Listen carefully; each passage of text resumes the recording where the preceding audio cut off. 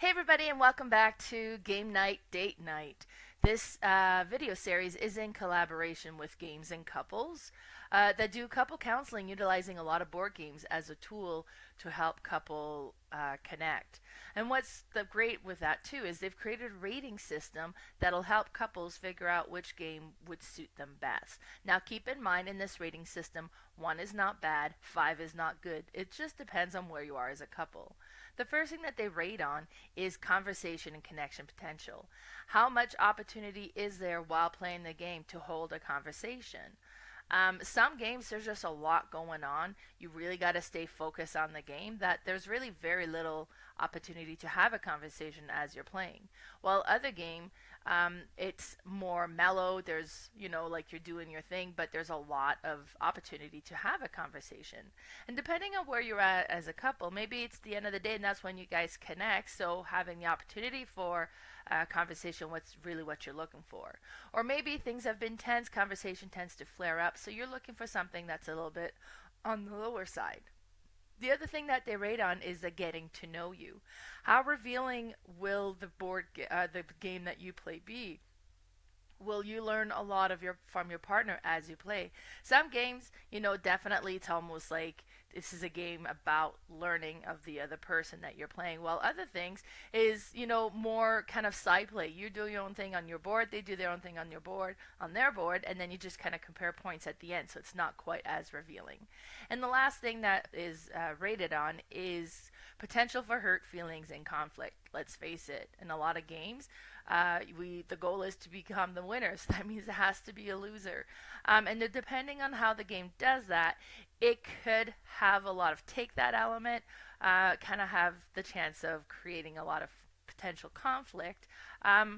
But then maybe you're looking at conflict resolution, and this is a good control way of dealing with that.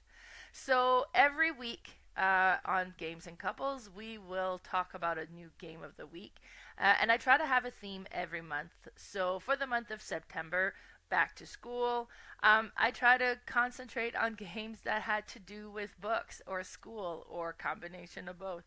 So the first one that we talked about this month was Arcane Academy. This is a game I've owned a long time, and it's a very interesting one. Everybody has a player board. You're collecting spells. You're in a wizard school, and you have homework to do. You got spells to learn, and eventually in the cards you'll have like a times up card or put your pencil down card. I forget what it's called, but that's basically when that's it. The test is over, and hopefully you've scored enough. So let's look at the rating system on this one. I've given this one for conversation and conversation potential a 3 out of 5. Mainly, you're drawing tiles. You got to decide where they're going to go. You have the cards that you can purchase. There's not so much going on that you can't have a conversation, but you will probably end up being kind of trying to puzzle out where the best place to place your tile is going to be, so that maybe you're not kind of fully committed to a conversation, but you can definitely hold a light conversation while playing this game. Getting to know you, I'm giving this one a 3 out of 5 as well. You're going to be concentrating mostly on your board, but it's interesting to see what your partner is going for, what kind of connection they're trying to do, which card they're trying to acquire as well, kind of what their strategy is overall, and what makes them kind of go that way. Hurt feelings and conflict, I'm going to give this one a 2 out of 5. As I mentioned, you are concentrating on your own board. They're concentrating on their own board. It's where the cards are involved. If you're trying to work on a card and then that they take it, or some of the cards will have take that element where it directly affects your own gameplay, and that can sometimes get a little bit frustrating. So this is what the game looks like, Arcane Academy. And then there's all the components. So you have the player board that has these different locations. Some of them are pre-populated, so you start with a few things on your board. You have a little dial that keeps track of your knowledge, and then you have the gems that you'll be collecting as well, and you'll be spending those to acquire the different cards, and the different cards will be worth different points. They'll give you different abilities as well. And you'll notice each of the tile have a little kind of half circle depending on the different connections. So because you on your turn add a tile to your board, or you can activate the tile, and if you activate the tile you get what's on that tile, but you also get to collect what's on the other tiles that have a shared connection. So you're trying to connect your spells, I guess, as best as possible so that you can collect the most. Now, when a tile has been spent, you're kind of marked that it's been used up, and you can't activate it again until you clear your board. It's just a neat, interesting game. I really enjoyed this one. The next one that we talked about is the Big Book of Madness. Again, this one is a wizard school. There's a lot of wizard school, and there's this forbidden book that you are not supposed to have anything to do with it. And a group of students open the book, releasing bunch of mayhem and monsters. And this is a cooperative game, and you're trying to close the book before you get caught. So, but in order to close the book, you've got to defeat the monsters on each page. So it's an interesting game. It's a very interesting theme as well. So let's have a look at the rating on this one. Conversation and connection potential, I'm giving this one a 3 out of 5. This is you'll have different elements, and then each player will have kind of more of a certain element. It kind of has a bit of a deck building, but you can also set cards that'll be available for the other players on their turn. So there's a lot that kind of gets considered. But if you really wanted to, you could kind of go at a slower pace and hold a light conversation as you're playing this game. But you're going to be concentrating on the game a fair bit, so you couldn't have like a huge conversation while playing this game. Getting to know you, I'm going to give this one a 3 out of 5 as well. It's simple decision. What card do you keep? What card do you make available for the other players? And being that it's a cooperative game, you can kind of discuss this with everybody. So you would kind of get a sense of how people are thinking when they're making the decision. But there's not tons and tons of decisions to make really in this game. Hurt feelings and conflict, I'm giving this one a 1 out of 5 because it is a cooperative game. Everybody's playing with the same goal in mind. And this is what the Big Book of Madness looks like. It's a game by Yellow. And here's a better look of all the components. So you have the main board. You have the top, and it's really interesting because at the top you build your book. So every time you play it's going to be a little bit different. But you have the top card that is the book cover, and then you kind of add the different monster card that you're going to deal with, and the bottom card is the bottom of the book. So you start by flipping. So every turn you're going to flip a card, and then you kind of go through, and if you were able to kind of defeat the monster or not, then you get to go to the next page.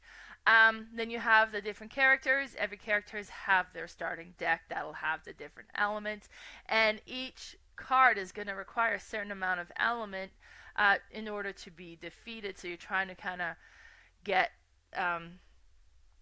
all of the things that you need to do kind of cleared to be able to pass through. Now, if you're successful, I think there's a reward, but if you're not successful, there's a penalty that you'll have to deal with. The next game that we talked about this month is Alma Mater. And this one, we're actually walking away from the wizard theme here. This is really, you're running a university. It's a heavier game, as in this game probably has a higher complexity compared to the other ones I've talked about this month. It's a worker placement game, and you're collecting books, and each player kind of produces their own book. So if you want to produce books of your own color, and then you want to have the other players purchase your books if they because then you get they have to pay you for that, so you get the reward for that. And then there's like one other location, because you're running a university, so you have to hire professors, but you also have to enroll students. It's a very interesting. The components are super cool. If you look at just these little plastic books, they're adorable.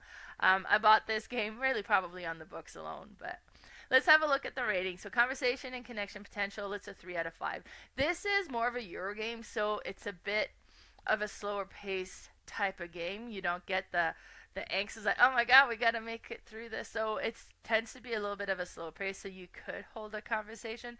But being a Euro game, there's a lot more to consider, so you kind of really have to pay attention to what's happening on the board. Getting to know you, I'm giving this one a 4 out of 5. There is a lot going on in here. It's really interesting to see what people are going to concentrate on. Are they going to concentrate on getting the professors? Are they going to concentrate on getting enrolling the students? And then there's this track that you can try to go up, and then you get better abilities the higher you go, and the more points the higher you go. It's just interesting to see what decisions going to be made, just because there's a lot more decisions to be made. Hurt feelings and conflict, I'm going to give this one a 2 out of 5. It's a worker placement, so somebody might go into a spot that you were hoping to go to. Other than that, it doesn't really directly affect you. There is the professor location, so the first person to go there gets to put the books in, like, it'll tell you how many books is required for that professor, and then you kind of put the books down, and that's their cost to hire them. And the first person to get to that professor sets the price for, because multiple people can get the same professor, but now they've got to pay the price that you've set. So you're gonna force them to buy your books to get access. So you would put like that on the top. It's just an interesting game. But yeah, so there's some potential for like a little bit of frustration in the game, but this isn't by any means a take that game. Here's what the game of Alma Mater looks like. It's it's a beautiful box, but it's definitely more of a serious looking game than the other ones have been. This is just kind of a quick overview of what it looks like. So there's the main board, and right now there aren't really any cards really set on there. So you got the main board, that's where you're going to be placing your worker, and then you got each player board.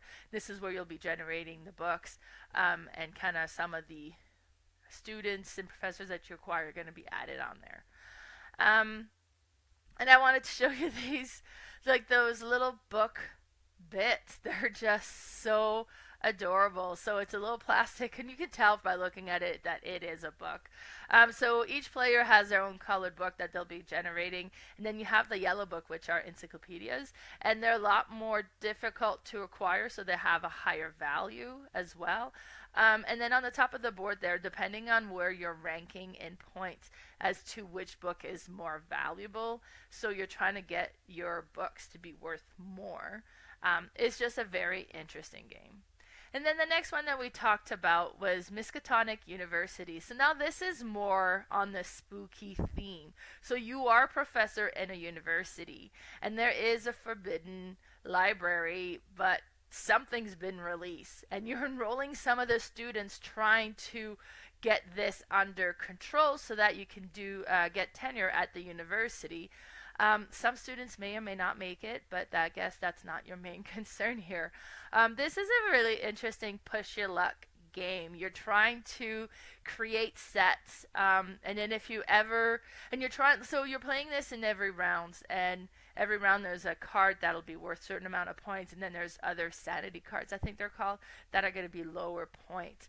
And you're trying to be the person that's in the library the longest so that you can go and collect the highest points of card, because the first one out has to take the lowest point. You're going to be drawing cards. Someone's going to build that kind of sigil, that symbol, and that's made between 3 cards. So if you ever get that done, that'll give you an ability. You have the grimoire you're trying to put together. So there's 5 different symbols that you're trying to get. Now, if you ever get a duplicate, it kind of forces you out of the library. And then you have a space where you can acquire the students, and then if you ever get 4, you can discard them. I think they just go insane. And it kind of gives you some of your ability cards again, because you have different abilities that you can activate each round, but once they're activated, they've been spent unless you can flip them back up. It's an interesting, kind of darker themed game, but it's been neat to play with that push your luck element to it. This is what the box looks like, and it is shaped as a book. So it's a really cool. It has like that magnet closure. It's a really neat book. I keep saying book, but it's a really neat box. It looks cool. It's kind of has great quality to the box itself. And then we have a bit of a kind of broader view of what everything that looks like. So we all have a little player board, which is a desk. So this is your desk that you have, and then it has little notches kind of to show where you would put the different cards that you'll be collecting, and just to kind of get a little bit of a closer look. So you got the students, that kind of looks like old newspaper type documents. You got the grimoire with the symbols on it, and now you're trying to get the different 5, and then the main symbol on the bottom that you're trying to create. It's an interesting push your luck game, as I mentioned, with a bit of a darker theme. And then the last game that we talked about this month is Biblios. Biblios is a very interesting game. So in this one is you are running a monastery and you're trying to have the best library. So you got to acquire the ink, you got to acquire kind of the skills and have your scribes kind of reproduce these games. You're going to have like holy tomes and then manuscripts and then forbidden books.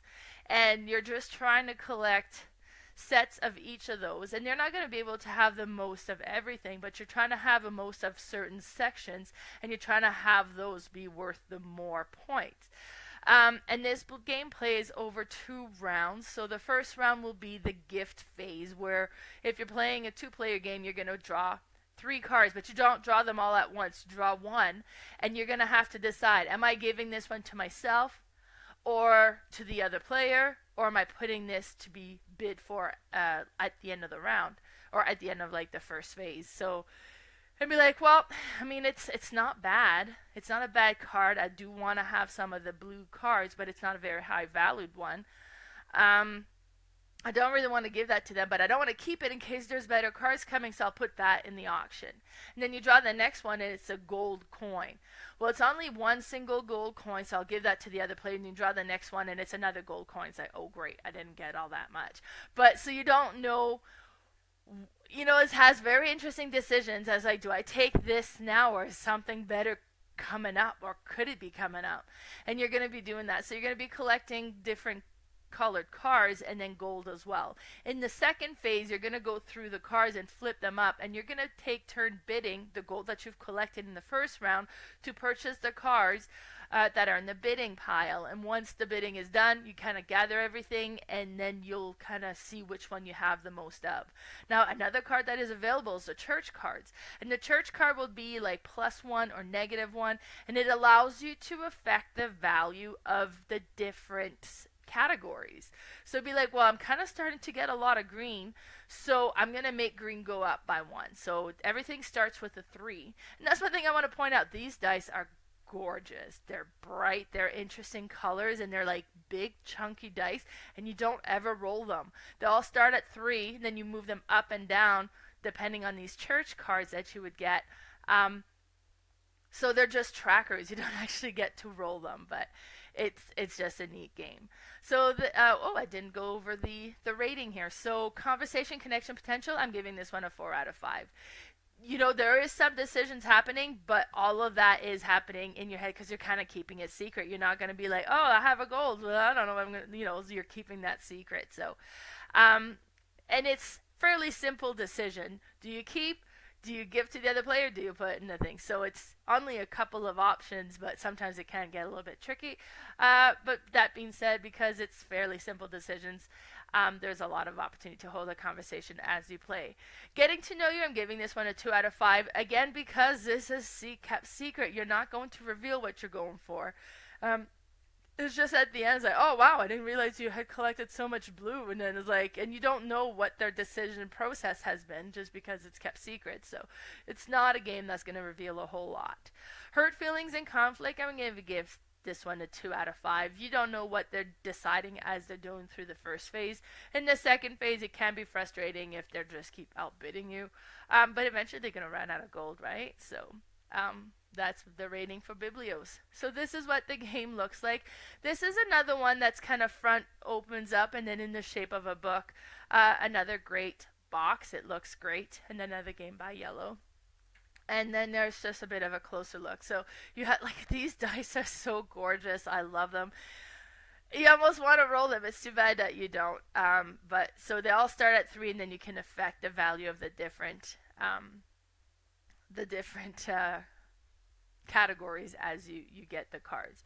And then this is just a closer look at the different cards. So you'll have some that's the pigment, some that'll be the different kind of books, and then the gold, and then you have at the very end there the church cards that allow you to increase the value of a category or decrease the value of a category.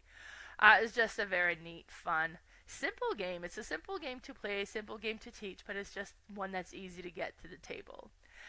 So that was it for this month. Be sure to follow us on Instagram. My Instagram is Mel's_boardgame_room, and we also have Games and Couples. And I'll be sure to put the links below. And then on Facebook, my Facebook page is Mel's Board Game Room, and we also have Games and Couples Love in the Age of Board Game, as well as our YouTube channel, Mel's Board Game Room and Games and Couple Love in the Age of Board Game. Bye, everybody.